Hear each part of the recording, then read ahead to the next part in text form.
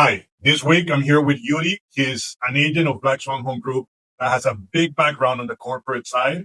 We're going to discuss how that's going to help him in the real estate industry, and not how it's going to help him, but how does it help him in the real estate industry.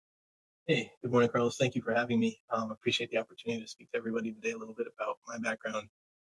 I was an operations director for a public health not-for-profit based at a major university, and part of what I handled there was on acquisitions, the leases around spaces for international branches of the nonprofit that I work for, Okay. as well as like financial operations and managing that. Okay, so the reason why we want to talk about this week is that when you come into real estate, you come into this industry and there's a lot of self motivation. There's a lot of you have to lead your own business. That's what you do, right? But it's difficult in real estate when you don't have nobody calling you. Yes, you have a broker. Yes, you have a team, but nobody's going to call you on Tuesday to see what you're doing at 10 in the morning, right? So it has to be you, the one that motivates yourself, that actually has a plan, that actually sticks to that plan. And then having that corporate background of having an organization, of making sure you go with your plan does help you a lot. How do you feel that you have done? Because I know you went around the world on it, Yeah. right? So having that of everything being planned, which is something I know about you, like every time we're going to do something, like you know what you're doing next. How do you think that applies to not only you, but just the industry in itself? So thank you. That's a great observation. It's something that I definitely bring to this, but it's also something that I've cultivated through years. I happen to be a third generation realtor. My grandfather on my mom's side was a real estate agent, and he happened to be very adept at sales acumen. So I understand what skills a realtor needs from the standpoint of interacting with people and how valuable that is. So the way that I approach it, the way that I see myself is to minimize the amount of time that administrative things take by being able and allowing me to focus. Because you don't make money on the administrative No, side. you don't. That's what people don't see. You, oh, I'm in the office the whole day. What were you doing? Checking my email or doing this, doing that. If it's administrative, you're not finding customers. And that's right. You have to minimize that time. But it's built into lead time activity, right? So you have to be able to attract or find quality leads, and that is administrative, right? And then you have to be able to transact with them in a way that's smooth and assures their confidence that you know what you're doing. So that's both understanding contracts and the necessity of being able to negotiate on their behalf, but also being able to work seamlessly and move the paper the right way. Because the customer will see that as well. You as the customer, the buyer, the seller, you're going to have the agent that has a whole bunch of papers all over the place that you ask a question and then the agent goes looking through 5 different listings to see which one is it. Or you have the agent that has everything set up in a way in which the answer is fast and is At their concise. fingertips. Exactly. Yeah. So they see not only that you're there to show them a house, but that you're actually the professional that is there to help them with the transaction. And a couple of things that were incredibly helpful for me was to recognize very early on how important being disciplined is. Having a structure for how you use your time. So whether it's a time blocking technique that you're using, establishing priorities, and making note of both the things that you are thinking of in advance, as well as the things that come up dynamically during the course of your day or your week that need to be slotted in, and how or what pieces can be moved around to do that. Understanding like, all right, if I want to execute on this idea, what are all the things that I need to do? Whether it's social media, whether it's advertising physically on paper or digitally. Now, I'll ask you something now. One of the issues, and I told you this was me 100% when I was starting. Like I had that in my head. I knew what I had to do and I wanted to be disciplined.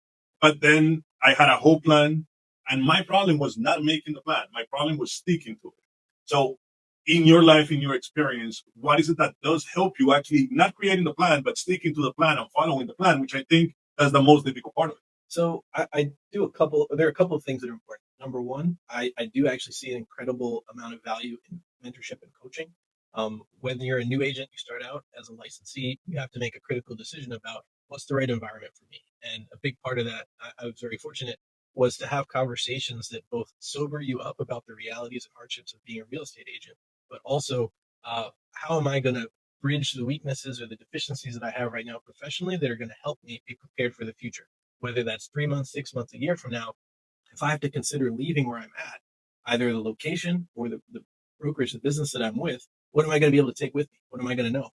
And something that's overwhelming to a lot of new agents, you start off and you get access to a suite of electronic tools and you have to learn what each one of them does. and use them or leverage them to actually help you in your business in some ways. And then there's a lot of people who are trying to sell you new things. Everybody's got magic beans to give you to help you grow your beanstalk. But in reality, you may not need all of that, but you have to know that, right? You have to actually understand it. And some of them are so extensive. I'm not saying they're not good though. They're good, but they do so much that sometimes you don't even know what to use them for. Yeah. And not to describe those things as distractions, but that takes away again from the thing that really matters, which is being with people and interacting with people and making sure that you're helping people to find a quality place to live, a choice for themselves. Now, that coaching is right. I think that is very good. But some people see coaches as people that are just there to train you and to show you something. But I think the most important thing of the coach is the accountability side of it. Absolutely. Having to meet with that person on a weekly basis, having to share that moment of, look, this is what I'm doing, this is the results I have received. I think that's really the benefit of the coach. And for a lot of people too, it's a matter of having validation that the steps that they're thinking through are the right steps. And if there are redirection that's needed, or just sometimes it's not necessarily someone pointing you back to what you need to do. It's just a simple statement like, sure, but remember to do it, right? Just actually do it, right? So you can print thousands of door hangers and postcards and other things, but if you don't physically walk out and hang it on somebody's door, ring their bell, have a conversation with them, then you've lost the point of the exercise. Exactly. They don't work if they're in the backseat of your car. Yeah, not at So all. we could talk about this all day, guys, but what we really want to do here is show you how, if you think of real estate as a career, like you make this, you become yourself a professional and you build a real career out of this, it could be great. But you have to have that level of professionalism, of having a plan, of sticking to the plan, of having somebody to help you, and just be part of a team that is really helping you move forward. And you made a great point earlier, Carlos, also to just objectively look at yourself as your business. And what doesn't have return for you may not necessarily pay out today. It may pay out later on. And it's important to realize the value of your own time as a resource in that, and to make sure that like you're putting your thought, your care into activities that are going to flourish for you. If you're learning a new skill, be consistent and stick with it until you've mastered it. If you let it go early, or you quit, or you're not consistent with it, then why did you do it to begin with? Exactly. And that's one thing that I see a lot on the agent side, on the real estate side, that they don't stick with something for as long as they should. You do it for a month, you do it for 2 months, and then, oh, it doesn't work. No, it's not that it doesn't work. It's that you never master it. You never did it for as long as it had to be done. And periodically be able to revisit what you do too. So Carlos mentioned the fact that I have documented plans, and a big part of my week is to actually revisit what I did and what I didn't do. The things that I don't do, I analyze why I didn't do them. I look at how much time I've actually spent or money I've spent on something, and I decide whether it should be something pushed to the next week, pushed out for 2 weeks, or it's something that I need to tackle immediately to make sure it doesn't get ahead of me. Okay. Guys, I hope you find this information useful.